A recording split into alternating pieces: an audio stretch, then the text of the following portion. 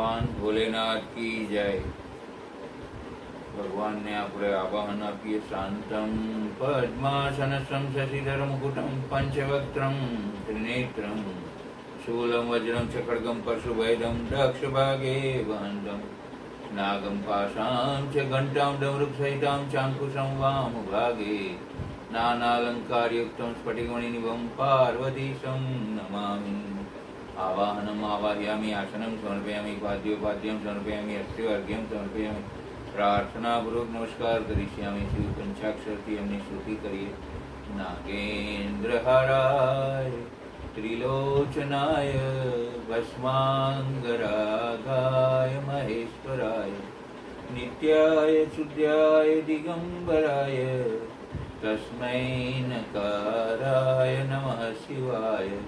मंदाकिनी सलिल चंदन चर्चिताय नंदीश्वराय प्रमथनाथ महेश्वराय मंदार पुष्प बहुपुष्प सुपूजिताय तस्मै मकाराय नमः शिवाय। शिवाय गौरी वदनावृजुंड सूर्याय दक्षाध्वर्नाशकाय श्रीनीलकंठाय वृषध्वजाय तस्मै सिकाराय नमः शिवाय। वसिष्ठकुम्भोद्भव गौतमाय मुनीन्द्रदेवार्चितशेखराय चन्द्रार्कवैश्वानरलोचनाय तस्मै वकाराय नमः शिवाय। यक्षस्वरूपाय जटाधराय पीनाकहस्ताय सनातनाय दिव्याय देवाय दिगंबराय तस्मै यकाराय नमः शिवाय। पंचाक्षरमिदं पुण्यं यः पठेत् शिवसन्निधौ शिवलोकम् अवाप्नोति शिवेन सह मोदते। त्रिदलं त्रिगुणाकारं त्रिनेत्रं चतुरायुधं त्रिजन्मपापसंहारं एकबिल्वं शिवार्पणमस्तु। मृत्युंजय महादेव त्राहि मां शरणं गतम्। जन्म मृत्यु जरा व्याधि पीड़ितं कर्मबन्धने। ओम ह्रीं नमः शिवाय। ह्रीं ओम नमः शिवाय। ओम नमः शिवाय। भोले नमः शिवाय। जटाधराय शिव जटाधराय हर हर भोले नमः शिवाय। नमः शिवाय। ओम नमः शिवाय। हरे भोले नमः शिवाय। આપણે જોયું કે માં પાર્વતીના પુત્ર ગણપતિજીની જન્મ થયો, એમને રક્ષણનું કાર્ય સોંપેલું। એમણે દ્વાર પર માએ આપેલ લાકડી દ્વારા રક્ષણનો કાર્યભાર સંભાળ્યો। માં સ્નાન કરવા ગયા એ દરમિયાન શિવજી આવ્યા। શિવજીને અંદર નહીં જવા દેવા અને દેવતાઓ સાથે ભીષણ યુદ્ધ કર્યા પછી શિવજીએ અત્યંત ક્રોધિત થઈને ગણપતિજીનું મસ્તક શિરચ્છેદ થયો। ત્યારબાદ કોપાયમાન થયેલા માતાજીને શાંત કરવા દેવોએ બહુ જ વિનંતી કરી અને હાથીનું મસ્તક લાવીને ત્યાં ગણપતિ ઉપર ધારણ કર્યા બાદ માતાજી શાંત। ભાગ 11 વેદ કહે છે, ગણેશજીને સર્વાધ્યક્ષ ઘોષિત કર્યા પછી ચંડિકાના મોં પરથી ક્રોધ લોપાઈ ગયો। અગ્નિની લાલ લાલ શિખાઓ સમી ક્રોધ રેખાઓ અદૃશ્ય થઈ ગઈ અને તેના સ્થાને માધુર્ય આવીને વસ્યું। દાડમની કળી જેવી બત્રીસીએ દંત પંક્તિવાળું મોં મલકી રહ્યું। સ્નેહાળ આંખો શિવ ભણી નોંધી કે સમગ્ર દેવગણ અને ઋષિગણો પ્રસન્નચિત્ત બની ગયા। દેવેશ્વર પાર્વતી શિવ ભણી જોઈને બોલ્યા, શી આજ્ઞા છે? તમે એટલું એ ના સોચ્યું કે મારા દ્વારે ઉભેલ બાળક ગણ તો નથી ના દેવી? ઠીક, એ ના સોચ્યું તો એટલું તો તેને પૂછવું તો હતું કે તું કોણ છે? એ પણ મારી ભૂલ થઈ। દેવેશ્વર ખરાને એટલે કે અહમ ભાવ આડે આવ્યો। નહીં દેવી, ઘણા સમયના કૈલાસ પ્રસ્થાન પછી તમારા દર્શનની આતુરતામાં એ વાત વિસરાઈ ગઈ. આપની થોડી ભૂલને મારા પુત્રની આ વલે થઈ. મનુષ્યના માથાને બદલે હાથીનું માથું થયું તે ભદ્રકારી થયું. હવે તેમને કંઈક આશીર્વાદ આપો. ગિરજાનંદન ગણેશ તરફ જોઈ શિવજી બોલ્યા, નિસંદેહ હું તમારા પર પ્રસન્ન છું. મારા પ્રસન્ન થઈ જવાથી સારાય જગતની પ્રસન્નતા થયેલ છે એમ સમજો. હવે કોઈ જ તમારો વિરોધ નહીં કરી શકે. તું શક્તિનો પુત્ર છે, એથી અત્યંત તેજસ્વી છે. બાળક હોવા પર પણ તે અતુલનીય પરાક્રમ કરી છે. એથી તું સદાય સુખી રહીશ. વિઘ્ન નાશના કાર્યમાં તારું નામ બધાથી શ્રેષ્ઠ હશે. તું બધાને પૂજ્ય છે, એથી ગણોનો અધ્યક્ષ બને છે. તું ભાદ્રપદ માસના કૃષ્ણ પક્ષની ચતુર્થી તિથિએ ચંદ્રમાના શુભ ઉદય થવા પર ઉત્પન્ન થયો છે. જે સમયે ગિરજાના સુંદર ચિત્તથી તારું રૂપ પ્રગટ થયું, તે સમયે રાત્રિનો પ્રથમ પહોર વીતી રહ્યો. એથી તે દિવસથી આરંભ કરી તે તિથિમાં તારું ઉત્તમ વ્રત કરવું જોઈએ. જે વ્રત પરમ શોભનીય તથા બધી સિદ્ધિઓના પ્રદાતા છે. વર્ષના અંતમાં જ્યારે આ ચતુર્થી આવી જાય ત્યાં સુધી મારા કથન અનુસાર તારા વ્રતનું પાલન કરવું જોઈએ.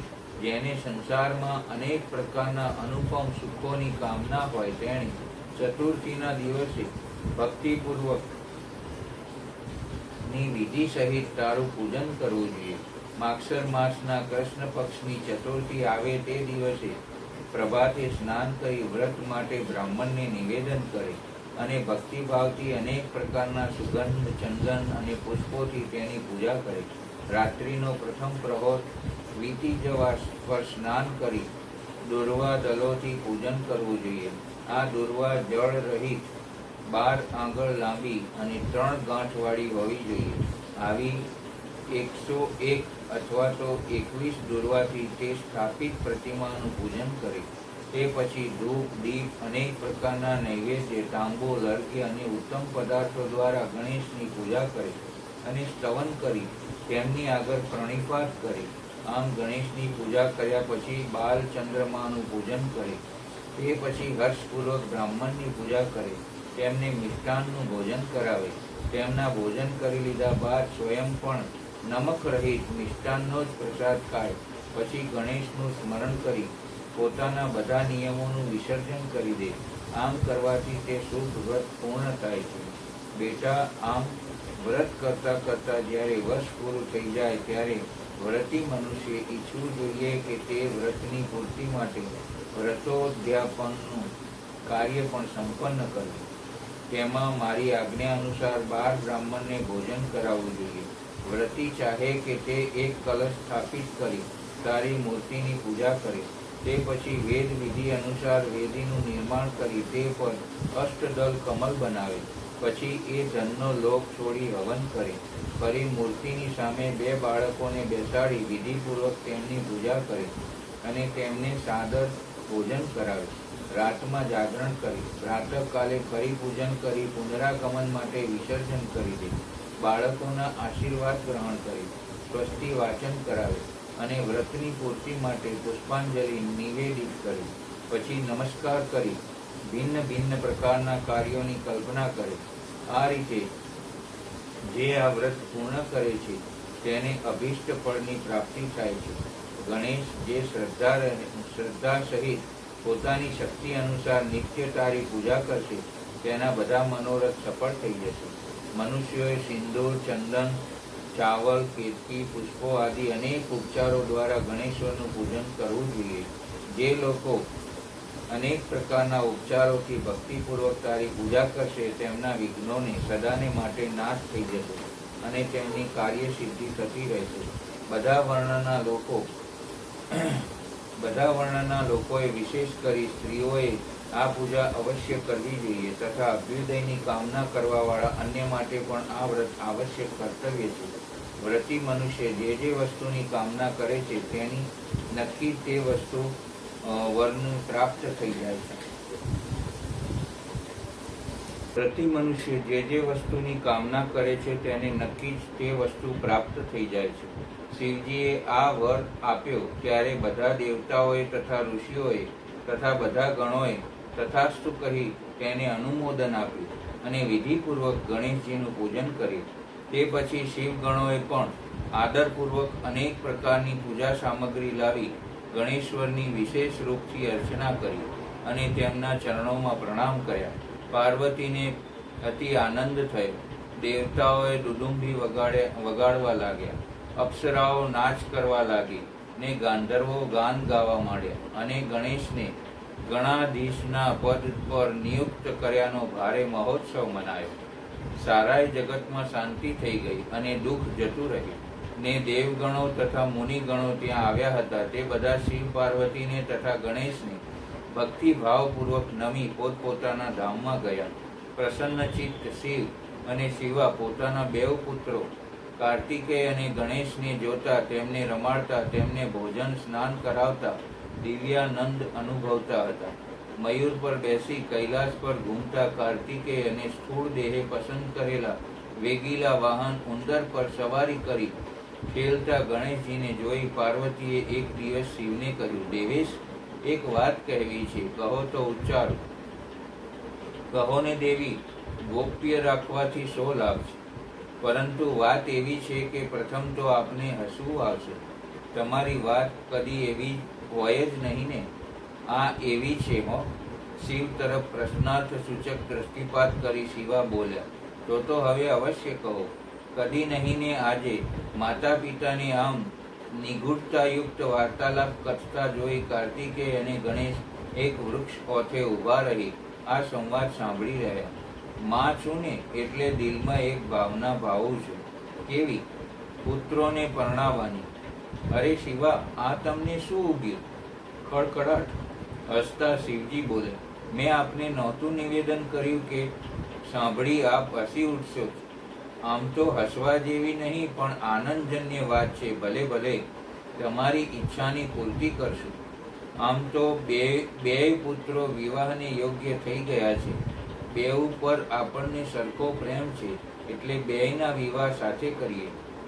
બે ભાઈએ વૃક્ષની ઓથેથી માતા પિતાની આ વાત સાંભળી બેઉ ભાઈની પરણવાની ઈચ્છા સાચે જ જાગી.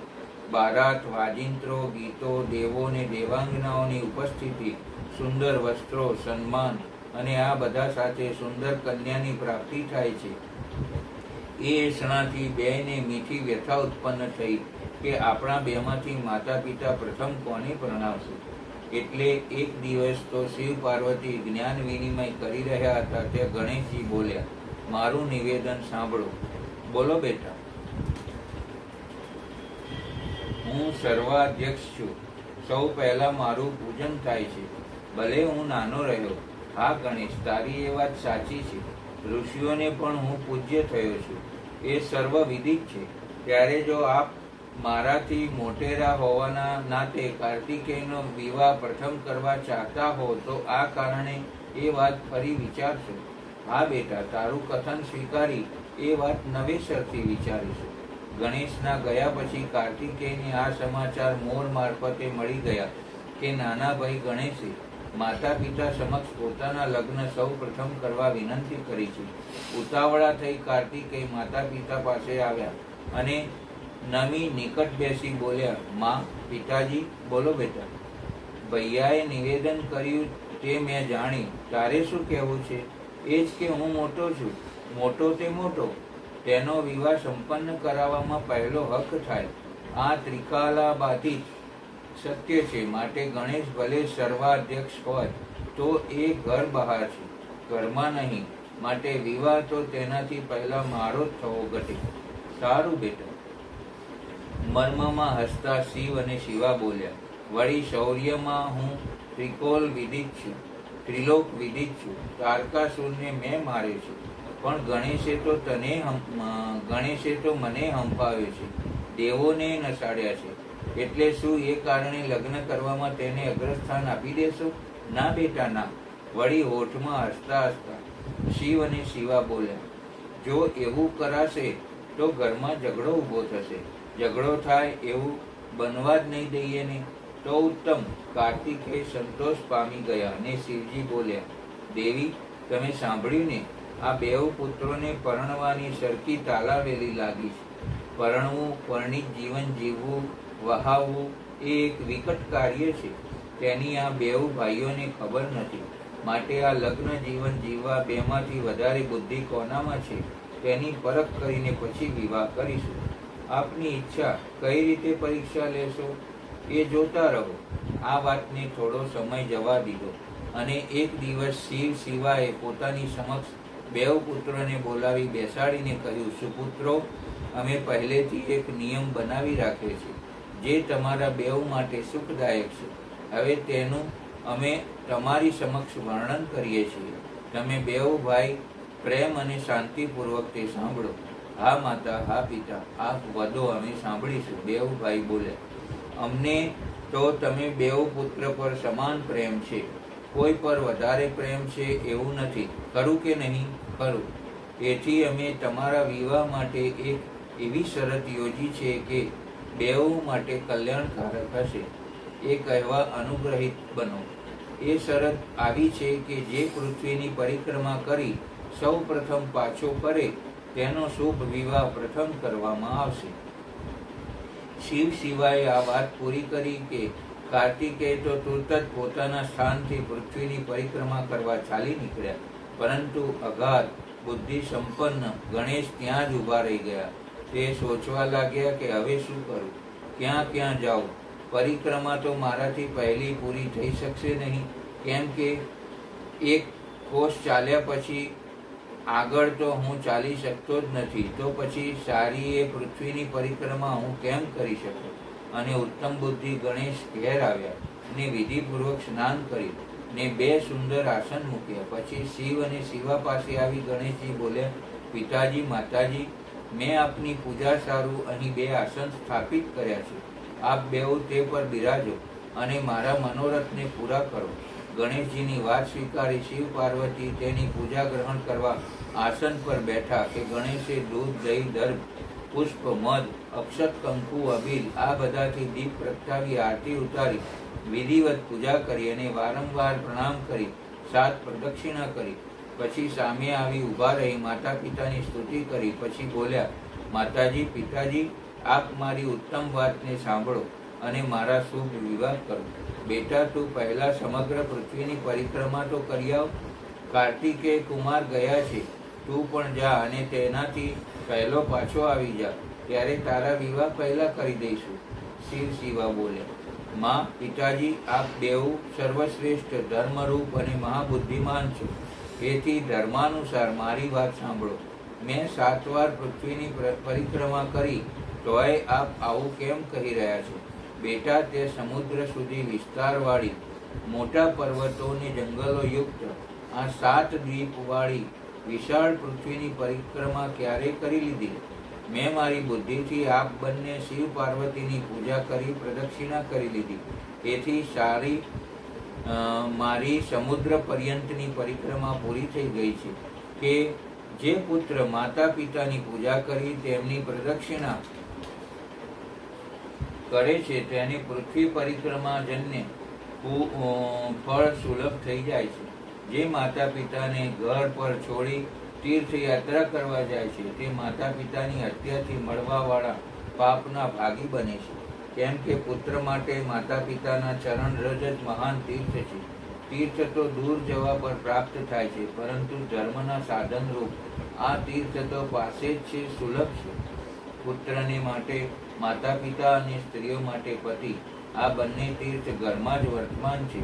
આવું જે વેદ શાસ્ત્ર નિરંતર ઉદ્ઘોષિત કરતા રહે છે તેને આપ અસત્ય કહી દો, અને જો તે અસત્ય થઈ જશે તો નિસંદેહ વેદ પણ અસત્ય બની જશે અને વેદ દ્વારા વર્ણિત આપનું આ સ્વરૂપ પણ જૂઠું થશે. એથી કાં તો શીઘ્ર મારો વિવાહ કરી દો અથવા એમ કહી દો કે વેદ શાસ્ત્ર જૂઠા છે. આપ બેઉ ધર્મરૂપ છો, એથી સારી પેઠે વિચાર કરી આ બંનેમાં પરમોત્તમ પ્રતીક લાગે તેને પ્રયત્નપૂર્વક આચરવું જોઈએ. ગણેશનું આ કથન સાંભળી શિવ પાર્વતી વિસ્મય પામ્યા અને શિવ બોલ્યા, બેટા, તું મહાન આત્મબળથી સંપન્ન છે. એથી તારામાં નિર્મળ બુદ્ધિ ઉત્પન્ન થઈ છે. તે જે વાત કરી છે તે સાવ જ સાચી છે.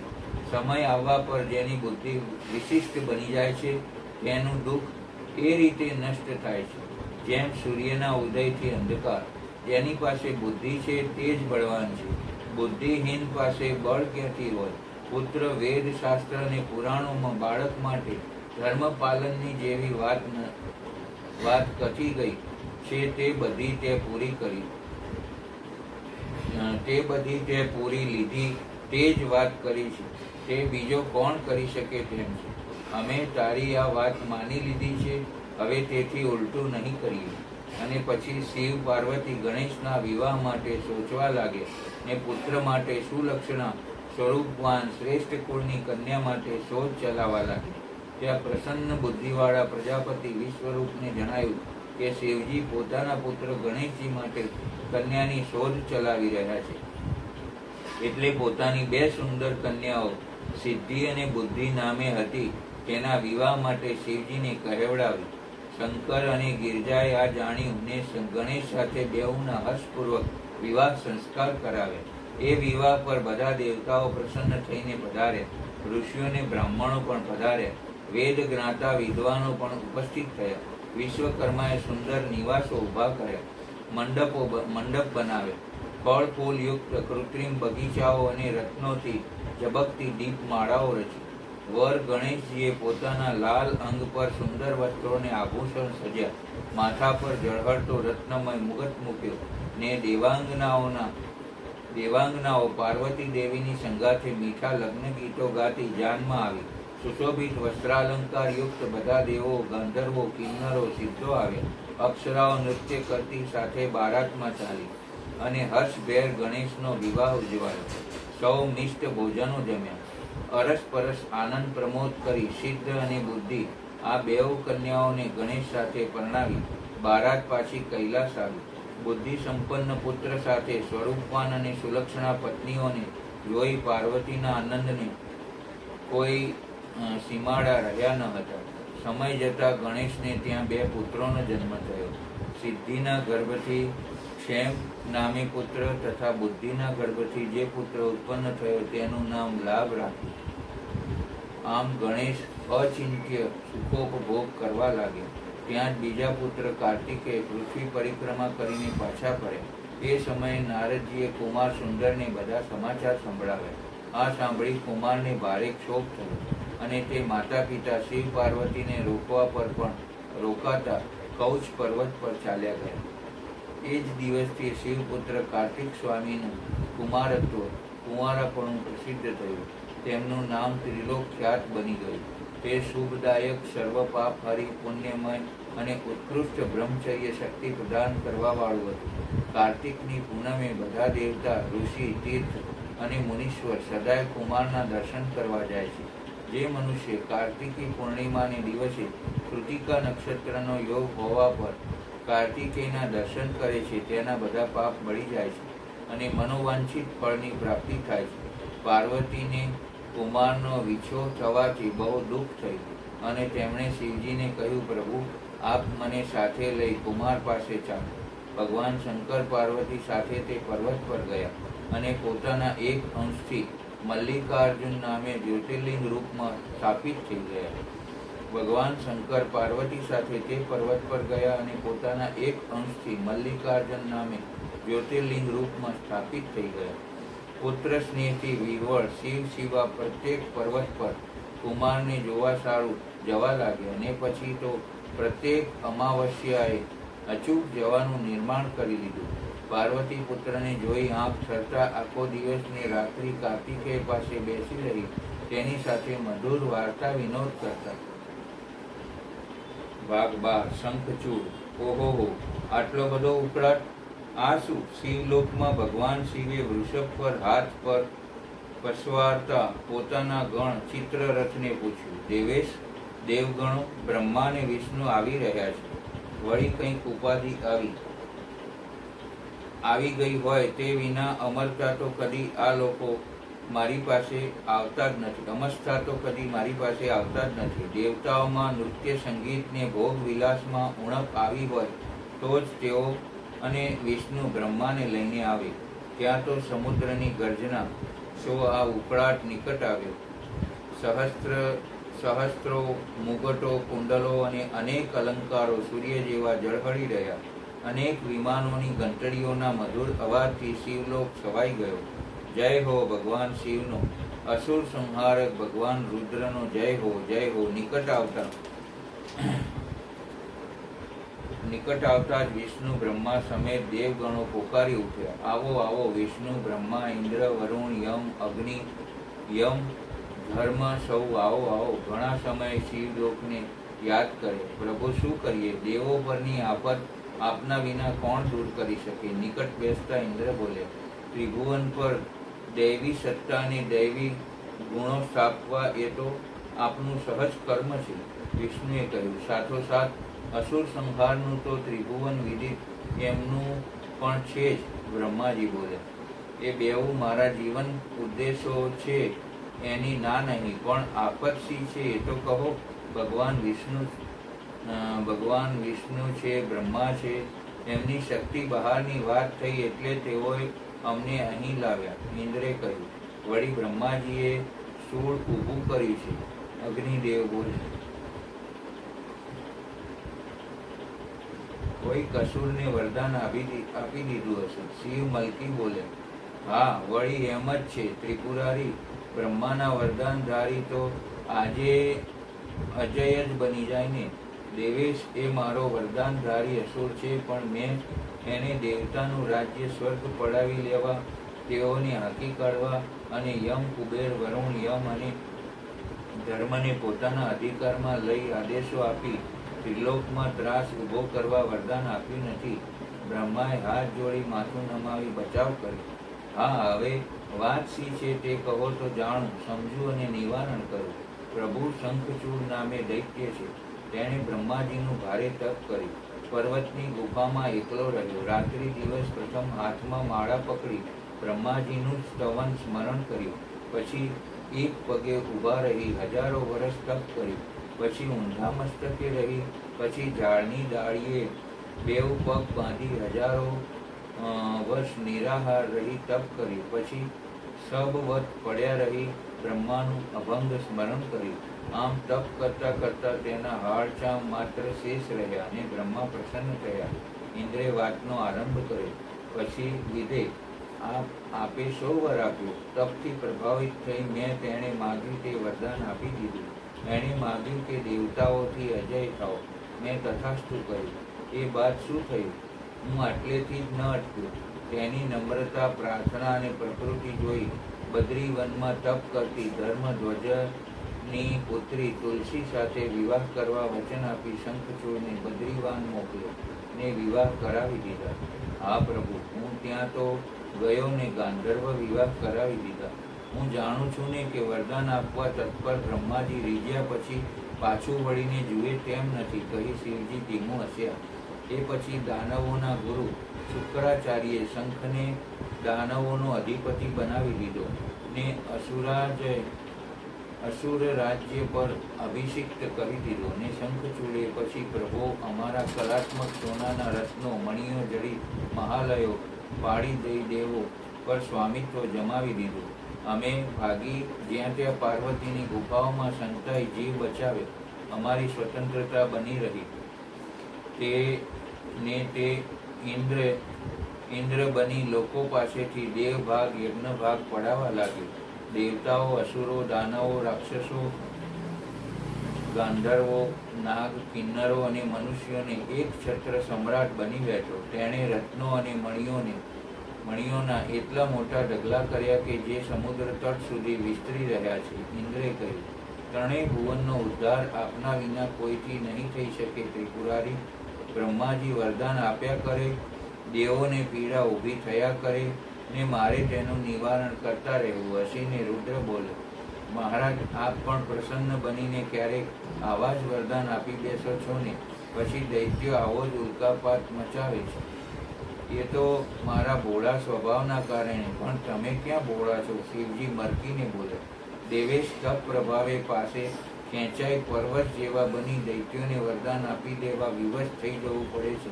બ્રહ્માએ બચાવ કર્યો.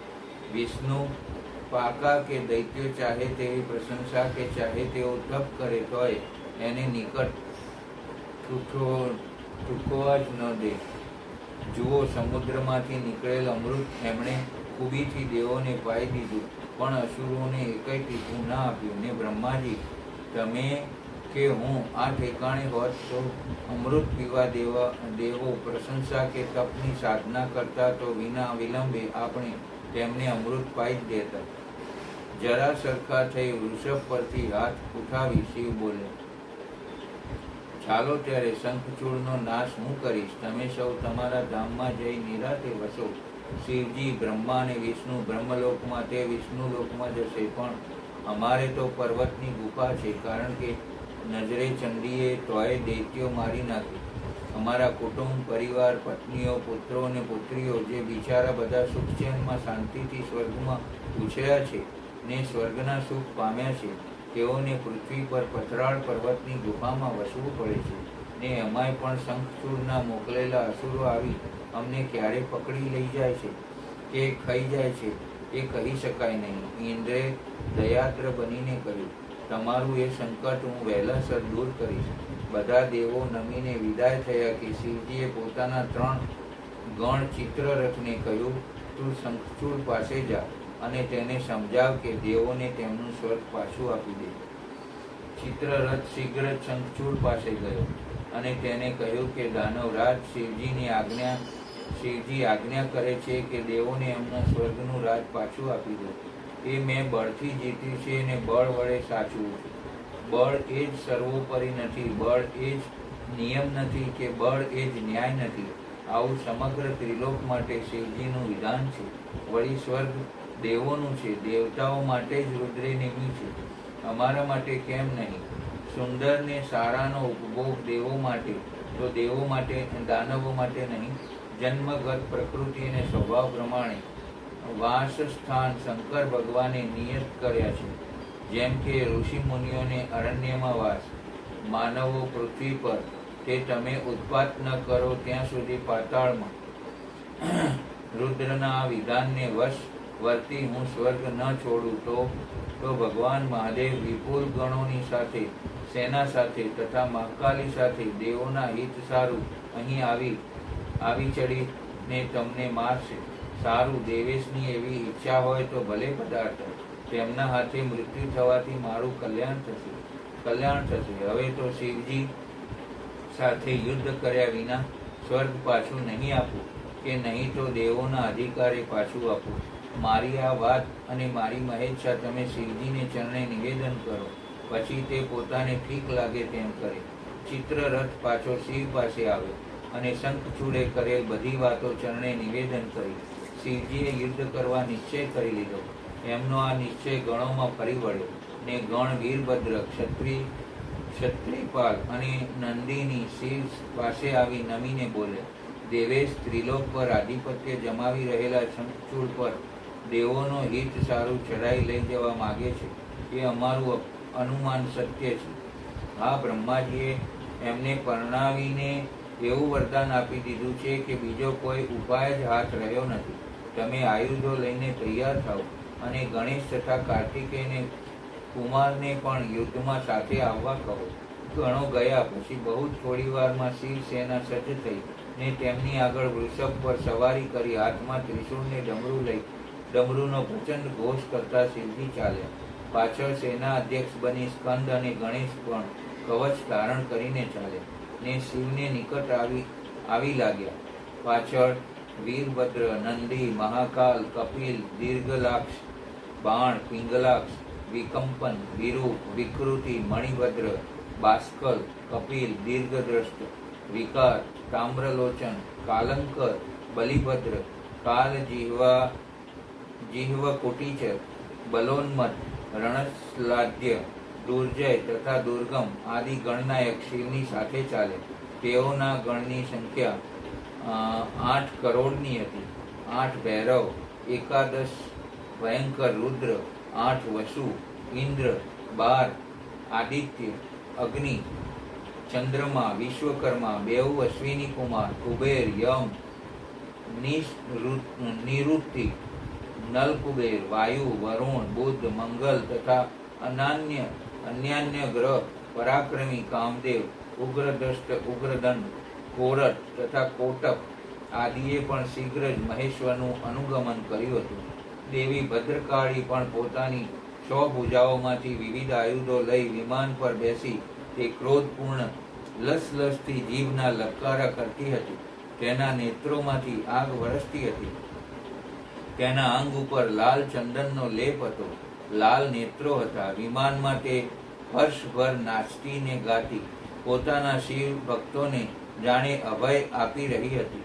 તે પોતાના હાથમાં શંખ, ચક્ર, ગદા, પદ્મ, ઢાલ, તલવાર, ધનુષ્ય, બાણ, 1 યોજન વિસ્તારવાળું ગોળાકાર ખપ્પર, ગગનચુંબી ત્રિશૂળ, 1 યોજન લાંબી શક્તિ, મુદગર, મુસળ, વજ્ર, તીખા ફલક, વૈષ્ણવાસ્ત્ર, વરુણાસ્ત્ર, વાયવાસ્ત્ર, નાગપાશ, ગાંધર્વાસ્ત્ર, બ્રહ્માસ્ત્ર, ગરુડાસ્ત્ર, પર્જન્યાસ્ત્ર, પાશુપતાસ્ત્ર, જાંબણાવાસ્ત્ર, પર્વતાસ્ત્ર, મહાન પરાક્રમી સૂર્યાસ્ત્ર, કલિકાલ, મહાનલ, મહેશ્વરાસ્ત્ર, યમદંડાસ્ત્ર, સંમોહનાસ્ત્ર તથા સમર્થ દિવ્ય અસ્ત્ર અને અનન્ય સેંકડો દિવ્યાસ્ત્રો ધારણ કરેલા હતા. ને કરોડો યોગીનીઓ તથા ડાકીનીઓ તેની સાથે હતી. ભૂત, પ્રેત, પિશાચ, કુષ્માન, બ્રહ્મ રાક્ષસ, વૈતાલ રાક્ષસ, યક્ષ અને કિન્નર આદિથી ઘેરાયેલા સ્કંદે પિતાજી પાસે જઈ પ્રણામ કર્યા. શંખચૂડથી યુદ્ધ ખેલવા ભગવાન શિવ ચાલ્યા ને ચંદ્રભાગાના તટ ઉપર જઈને ઊભા રહ્યા. આ સમાચાર શંખચૂડને મળ્યા. તેણે પોતાની પરમ પતિવ્રતા ભાર્યા તુલસી પાસે જઈ કહ્યું, તુલસી, ગણાધિપતિ ભગવાન ભૂતનાથ દેવતાઓને તેમનું સ્વર્ગ પાછું અપાવવા કાલી સમેત વિશાળ ગણસેના સાથે ચડી આવે છે. હું યુદ્ધ કરવા જઈશ, કારણ કે મેં તેમના પ્રતિનિધિ ચિત્રકેતુને યુદ્ધનું આવાહન આપ્યું હતું. સુખેથી યુદ્ધ કરો નાથ. મારા પતિવ્રત ધર્મના બળે શિવજી કે કોઈ પણ આપને મહાત કરી શકશે નહીં. ઘણા વર્ષોના તપના પ્રભાવે હું તમને બ્રહ્માની આજ્ઞાથી પામી છું. જેમ પાર્વતી શિવને પામ્યા તેમ હું જાણું છું ને. મેં શુક્રાચાર્ય પાસેથી સાંભળ્યું પણ છે કે જેના ઘરમાં પતિવ્રતા નારી છે એ પુરુષનું કદી અમંગલ થતું નથી. એ કથનમાં વિશ્વાસ રાખી યુદ્ધ ભૂમિમાં જાઉં છું. છતાંય સામે ભગવાન શિવ છે, બધા દેવો છે, મહાકાલી છે. મારું મૃત્યુ થાય તો હું કુમારનો રાજ્યાભિષેક કરતો જાઉં.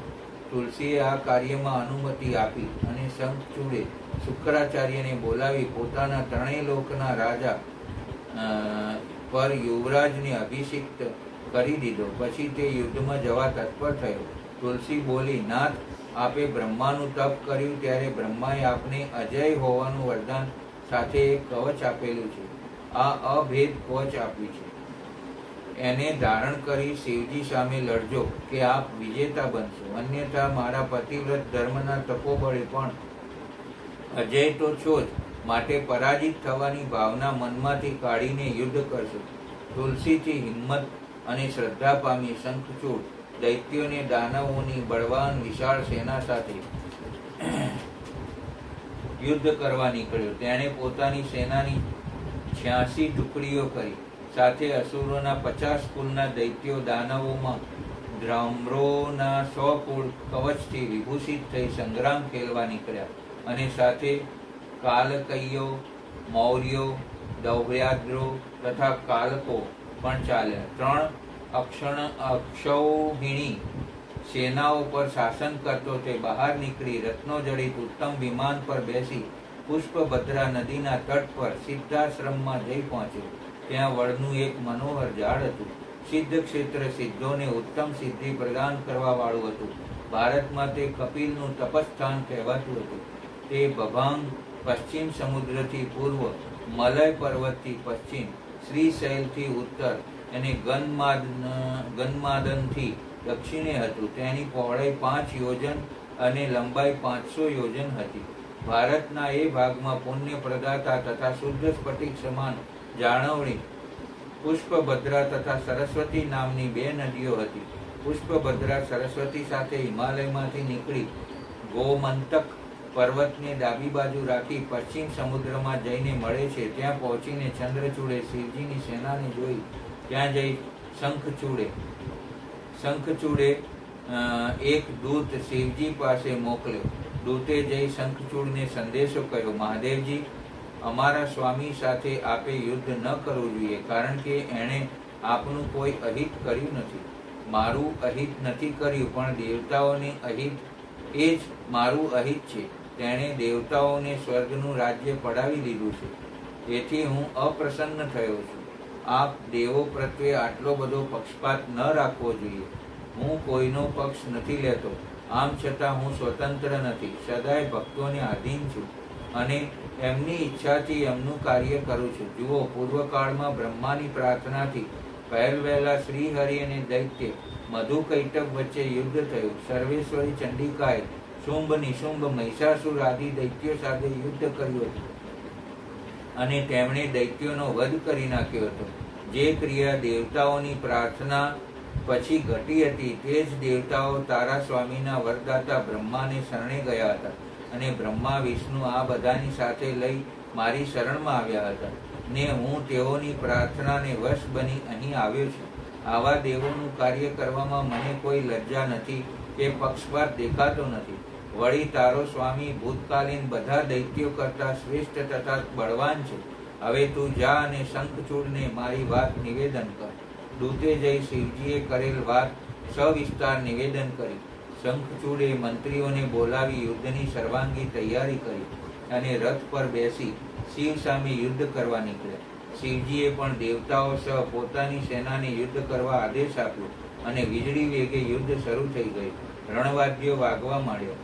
વીરોની હાક ચોમેર ગાજી રહી. દેવ દાનવો યુદ્ધ સારું ગૂંથાઈ ગયા અને યુદ્ધ શરૂ થયું. વિષ્ણુ દંભની સાથે, મહેન્દ્ર વૃષપર્વાની સાથે, પ્રચીરથી સાથે, સૂર્ય કાલાસુરથી, કાલ ગૌકર્ણથી, અગ્નિ કાલકેયથી, વરુણ ચંચલથી, વાયુ ઘટપુષ્પથી, બુધ રક્તાક્ષથી, શનૈશ્વર રત્નસારથી, જયંત વર્મા ગણોથી, વસુગણ બે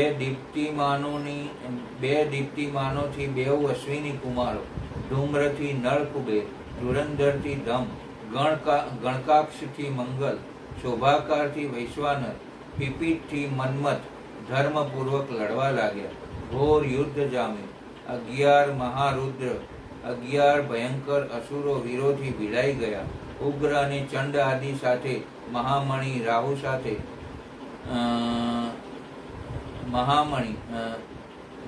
ઉગ્ર અને ચંડ સાથે મહામણિ, રાહુ સાથે ચંદ્રમા અને શુક્રાચાર્ય સાથે બૃહસ્પતિ ધર્મ યુદ્ધ કરવા લાગ્યા. શંભુ કલ્યાસુત સાથે વડના વૃક્ષ નીચે બિરાજતા હતા. તો એક બાજુ શંખચૂડ પણ પોતાના રત્ન આભૂષણોથી યુક્ત બની રમણીય રત્ન સિંહાસન પર બેઠો હતો. જોત જોતામાં શંખચૂડ પણ યુદ્ધમાં સંમિલિત બન્યો ને વીરભદ્ર તેની સાથે ભીડાઈ ગયો. એ જ સમયે દેવી ભદ્રકાલીએ સમરભૂમિમાં જઈ ભયંકર સિંહનાદ કર્યો અને તેમનો એ શબ્દ સાંભળતા જ બધા દાનવો મૂર્છિત બની ગયા. દેવીએ પછી વારંવાર અટ્ટહાસ્ય કર્યું અને મધુપાન કરી રણક્ષેત્રના મોહરા પર નૃત્ય કરવા લાગી. તેની સાથે જ ઉગ્રદ્રષ્ટા, ઉગ્રદંડા અને કોટવીએ તથા અન્યાન્ય દેવીઓએ પણ મધુપાન કરી નાચવાનું આરંભ્યું. આ જોઈ શિવગણો અને દેવતાઓ હર્ષમાં આવી ગયા. કાલીએ શંખચૂડ પર ઉદીપ્ત આગ્નેયાસ્ત્ર ચલાવ્યું, પણ દાનવરાજે વૈષ્ણવાસ્ત્રથી એને શાંત પમાડી દીધું. એ પછી ભદ્રકાલીએ શંખચૂડ પર નારાયણાસ્ત્રનો પ્રયોગ કર્યો. તે અસ્ત્ર દાનવ શત્રુને જોઈ આગળ વધવા માંડી. તે પ્રલયાગ્નિ જ્વાળાઓ પ્રસારતા નારાયણાસ્ત્રને જોઈ શંખચૂડ લાકડીની જેમ સૂઈ જઈ અસ્ત્રને વારંવાર પ્રણામ કરવા લાગે ને દાનવને નમ્ર જોઈ અસ્ત્ર નિવૃત્ત થઈ ગયું. તે પછી દેવીએ તેના પર બ્રહ્માસ્ત્ર છોડ્યું. સળગતા આ અસ્ત્રને દાનવે ભૂમિ પર ઊભા રહી પ્રણામ કર્યા અને બ્રહ્માસ્ત્રને તેનું નિવારણ કર્યું. શંખચૂડે ત્યારબાદ દેવી સામે ધનુષ પર ચડાવી બાણો ફેંકવા માંડ્યા. સમરભૂમિમાં વિશાળ મુખી વિશાળ મુખ કરી મહાકાલી આ બધાય અસ્ત્રો ખાઈ ગઈ અને અઠાસ્ય પૂર્વક એવી ગર્જના કરી કે જેથી દાનવ ભયભીત બની ગયો. કાલી ઉપર દાનવરાજે 1 યોજન લાંબી શક્તિ ફેંકી, પણ દેવીએ તેને પોતાના શસ્ત્રથી ટુકડા કરી નાખ્યો. આમ બેઉમાં લાંબો સમય યુદ્ધ ચાલતું રહ્યું. જે દેવ અને દાનવો ઊભા રહી જોતા રહ્યા. દેવીએ રોષ કરી દૈત્યને એક મુઠ્ઠી મારી, જેના પ્રહારે ચક્કર ખાઈ શંખચૂડ એક પળ મૂર્છિત બની ગયો, પણ પાછો ચેતના પ્રાપ્ત કરી ઊભો થયો. પણ દેવી માતૃકૃપાથી હોવાથી તેની સાથે બહુ યુદ્ધ કર્યું નહીં. ત્યારે દેવીએ તેને બાહુથી પકડી ચક્કર ગુમાવી અને ઊંચે ઉછાળીને પછાડી.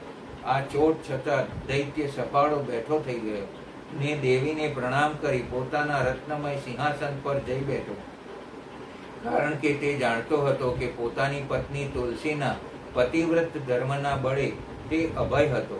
દેવી ભદ્રકાળીએ પછી સમરભૂમિમાં અનેક દાનવોના લોહી પીને તેને પોતાના દાંતોની દાઢીમાં ચાવી શિવજીની નિકટ આવી તેમને દાનવ સાથેના યુદ્ધનો બધો વૃત્તાંત કહી સંભળાવ્યો. ને શિવને થયું કે કાલીના શસ્ત્રાઘાતથી યુદ્ધથી શંખચૂડ મરી જવો જોઈએ. અરે, ભૂતકાળમાં પ્રબળતમ દાનવો પણ મરી ગયા, છતાં આ દૈત્યરાજ કા નહીં મરે? શિવજી સમક્ષ આ સમસ્યા ઉપસ્થિત થઈ, પણ એ વાત વિમાશ્વી મૂકી પ્રચંડ કોપ કરી મહાન વીરભદ્રાદિ ગણોને સાથે લઈ શંખચૂડ સાથે યુદ્ધ કરવા નીકળ્યા.